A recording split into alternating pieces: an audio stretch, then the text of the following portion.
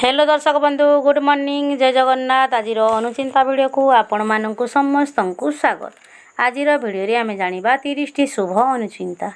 तो बिना स्किप रे देखंतु फुल वाच करके देखंतु वीडियोटी बुझी पारिबे। नंबर 1 चाणक्य नीति अनुसार जो पुरुष और स्त्री लोकंकर संतान आज्ञाकारी होइतांती से माने निज जीवन रे भाग्यवान और धनवान स्वभावर होइतांती। नंबर 2 जो महिला मानकर ओठ उपरे हल्का बाल रही थाए से माने स्वभाव रे सद्गुण धार्मिक और दान पुण्य एवं भाग्यशाली होइतांती। नंबर 3 जो पुरुष और महिलांकर हाथ पापुलीर मझी अंश उच्चा होइथाए से माने दानी दयालु एवं धार्मिक स्वभावर होइतांती। नंबर 4 जो पुरुष लोकंकर पिठी मजबूत एवं कैछ सदृश्य होइथाए से माने भाग्यवान और धनवान स्वभावर होइतांती। नंबर 5 जो पुरुष लोकंकर पेट मांसाल एवं गोलाकार होइथाए से माने भाग्यवान और धनवान स्वभावर होइतांती। नंबर 6 जो पुरुष लोकंकर दुईटी जाक जंग मोटा मजबूत एवं मांसाल होइथाए से माने भाग्यवान और धनवान स्वभावर होइतांती।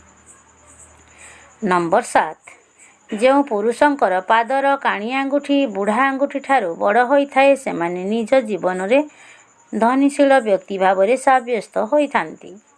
नंबर 8 जो पुरुषंकर दुईटी जाक पाद तल कोमल एवं मांसाल होइथाए से माने निज जीवन रे समस्त प्रकार सुख सौभाग्य प्राप्त करिथांती।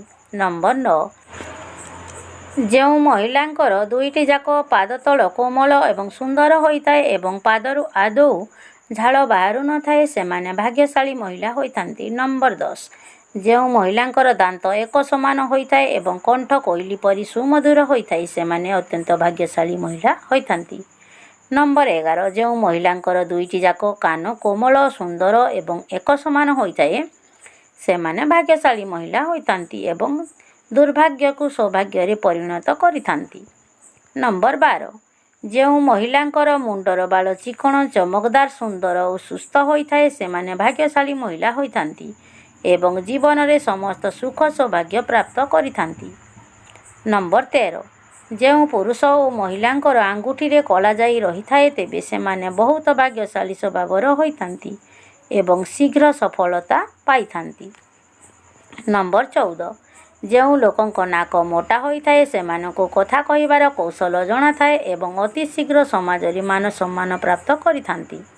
नंबर 15 जो लोकंक नाक ऊपर को उठिकी रही थाए से माने हृदयवान स्वभावर होइथांती एवं केबे भी सहजरे अन्य मानक ऊपर विश्वास करि नथांती। नंबर 16 जो लोकंक नाक सीधा होइथाए से माने सीधा साधा स्वभावर होइथांती एवं प्रत्येक कार्य को शांति उपाय रे करिबा को पसंद करिथांती।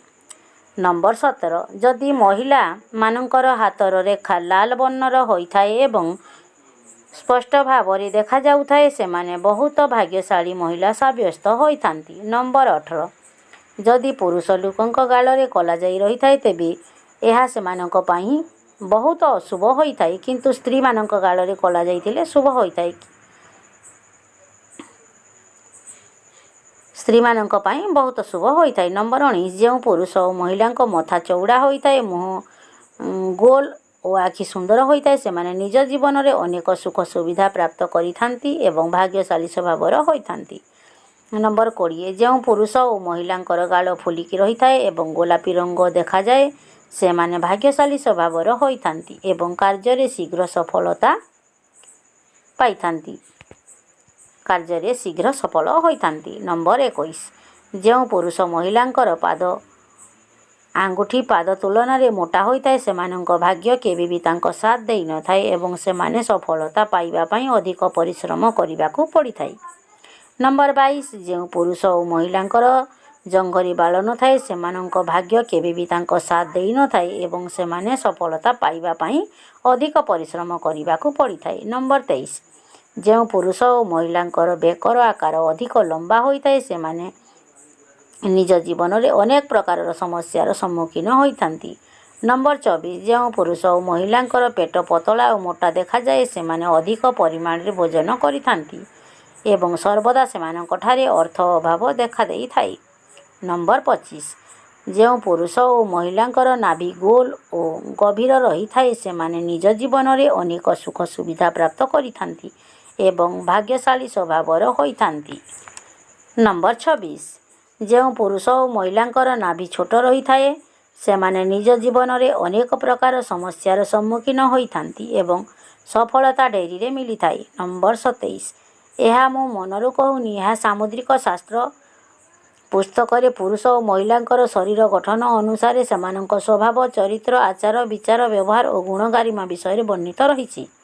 ନମ୍ବର 28 ଶୀଘ୍ର ଧନର ଅଭାବ ଦୂର କରିବା ପାଇଁ ହେଲେ ଗୋଲାପ ଫୁଲରେ କିଛି କର୍ପୂର ରଖନ୍ତୁ ଏବଂ ସନ୍ଧ୍ୟା ସମୟରେ ଦେବୀଙ୍କୁ ଫୁଲ ଅର୍ପଣ କରି କର୍ପୂର ଜଳାଇବା ଉଚିତ। ନମ୍ବର 29 ଯେଉଁ ଲୋକଙ୍କର ଆର୍ଥିକ ସମସ୍ୟା ଲାଗି ରହୁଥାଏ ସେମାନେ ରାତିରେ ଭାତ, ଦହି ଏବଂ ଛତୁଆ ଖାଇବା ଉଚିତ ନୁହେଁ। ମନେ ରଖନ୍ତୁ, ରାତିରେ ଭାତ, ଦହି ଏବଂ ଛତୁଆ ଖାଇବା ଉଚିତ ନୁହେଁ। ଏହାଦ୍ୱାରା ଅଭାବ ଅସୁବିଧା ଲାଗି ରହିଥାଏ। ନମ୍ବର 30 ଘରେ ରାତିରେ ଶୋଇବା ପୂର୍ବରୁ କେବେ ପାଦ ଧୋଇ ଶୋଇବା ଉଚିତ ନୁହେଁ। ପୂର୍ବରୁ ଧୋଇ ପାଦ ଶୁଅନ୍ତୁ, ଓଦା ପାଦରେ ଶୁଅନ୍ତୁ ନାହିଁ। ଏହା ଅଶୁଭ ହୋଇଥାଏ ଏବଂ ଧନହାନି ହୋଇଥାଏ। ଓଦା ପାଦରେ କେବେ ହେଲେ ଶୋଇବାକୁ ଯାଆନ୍ତୁ ନାହିଁ ବେଡ଼କୁ, କାରଣ ଧନହାନି ହୋଇଥାଏ। ତ ଆପଣମାନେ ଭଲସେ ପୋଛିକି ଶୁଅନ୍ତୁ, ଓଦା ପାଦରେ କେବେ ବି ଶୁଅନ୍ତୁ ନାହିଁ। ଆଶା କରୁଛି ଆଜିର ଭିଡ଼ିଓଟି ଆପଣମାନଙ୍କୁ ଭଲ ଲାଗିଥିବ। ଯଦି ଭିଡ଼ିଓଟି ଭଲ ଲାଗିଛି ତାହେଲେ ଭିଡ଼ିଓକୁ ଅଧିକ ମାତ୍ରାରେ ସେୟାର କରନ୍ତୁ। ସାଙ୍ଗସାଥୀ ବନ୍ଧୁବାନ୍ଧବମାନଙ୍କ ସହିତ ଭିଡ଼ିଓଟିକୁ ସେୟାର କରନ୍ତୁ। କମେଣ୍ଟରେ ଜୟ ମା ଲକ୍ଷ୍ମୀ ଲେଖିବାକୁ ଭୁଲନ୍ତୁ ନାହିଁ। ଆଉ ଯେଉଁମାନେ ଆମ ଏହି ଚ୍ୟାନେଲକୁ ଆଜି ନୂଆ ଆସିଛନ୍ତି କିମ୍ବା ଫାର୍ଷ୍ଟ ଟାଇମ୍ ପାଇଁ ଆମ ଭିଡ଼ିଓ ଦେଖୁଛନ୍ତି ତାହେଲେ ଚ୍ୟାନେଲକୁ ଗୋଟେ ସବସ୍କ୍ରାଇବ୍ କରିଦିଅନ୍ତୁ। ପାଖରେ ଆସୁଥିବା ଘଣ୍ଟି ବଟନକୁ କ୍ଲିକ୍ କରି ଅଲ୍କୁ ପ୍ରେସ୍ କରିଦିଅନ୍ତୁ, କାରଣ ଆମେ ଏହି ଚ୍ୟାନେଲରେ ଯେକୌଣସି ବି ଭିଡ଼ିଓ ଅପଲୋଡ଼ କରିବୁ ସର୍ବପ୍ରଥମେ ଆପଣମାନଙ୍କ ପାଖରେ ନୋଟିଫିକେସନ୍ଟି ପହଞ୍ଚି ପାରିବ ଆଉ ସର୍ବପ୍ରଥମେ ଆପଣମାନେ ଭିଡ଼ିଓଟିକୁ ଦେଖିପାରିବେ। ତେଣୁକରି ଚ୍ୟାନେଲକୁ ସବସ୍କ୍ରାଇବ୍ କରିକି ରଖନ୍ତୁ। ପାଖରେ ଆସୁଥିବା ବେଲ୍ ଆଇକନ୍କୁ କ୍ଲିକ୍ କରି ଅଲ୍କୁ ପ୍ରେସ୍ କରିଦିଅନ୍ତୁ, କାରଣ ଆପଣମାନଙ୍କ ପାଖରେ ସବୁ ନୋଟିଫିକେସନ୍ ପହଞ୍ଚି ପାରିବ, ନୂଆ ନୂଆ ଭିଡ଼ିଓ ଆପଣମାନେ ଦେଖିପାରିବେ। ତେଣୁକରି ଚ୍ୟାନେଲକୁ ସବସ୍କ୍ରାଇବ୍ କରିକି ରଖନ୍ତୁ। ଆଉ ଯେଉଁମାନେ ଆଗରୁ ଆମ ଚ୍ୟାନେଲକୁ ସବସ୍କ୍ରାଇବ୍ କରିକି ରଖିଛନ୍ତି ଆପଣମାନଙ୍କୁ ବହୁତ ବହୁତ ବହୁତ ବହୁତ ମାତ୍ରାରେ ଧନ୍ୟବାଦ। ତ ଆଗକୁ ଏମିତି ଭିଡ଼ିଓ ଦେଖୁଥାନ୍ତୁ, ସପୋର୍ଟ କରୁଥାନ୍ତୁ, ଆପଣମାନଙ୍କ ମତାମତ ଜଣାଉଥାନ୍ତୁ। ନେକ୍ସଟ ଭିଡ଼ିଓ ଆସିବା ପର୍ଯ୍ୟନ୍ତ ରହିଲି। ପୁଣି ଦେଖା ହେବା ଗୋଟେ ନେକ୍ସଟ ଭିଡ଼ିଓରେ। ତ ସେ ପର୍ଯ୍ୟନ୍ତ ରହିଲି। ଜୟ ଜଗନ୍ନାଥ। ଆଜିର ଦିନଟି ଆପଣମାନଙ୍କ ପାଇଁ ସମସ୍ତଙ୍କ ପାଇଁ ମଙ୍ଗଳମୟ ହେଉ। ଭିଡ଼ିଓଟିକୁ ଆପଣମାନେ ସମ୍ପୂର୍ଣ୍ଣ ରୂପରେ ଦେଖିଥିବାରୁ ଆପଣମାନଙ୍କୁ ଅଶେଷ ଅଶେଷ ଧନ୍ୟବାଦ। ରହିଲି। ଜୟ ଜଗନ୍ନାଥ।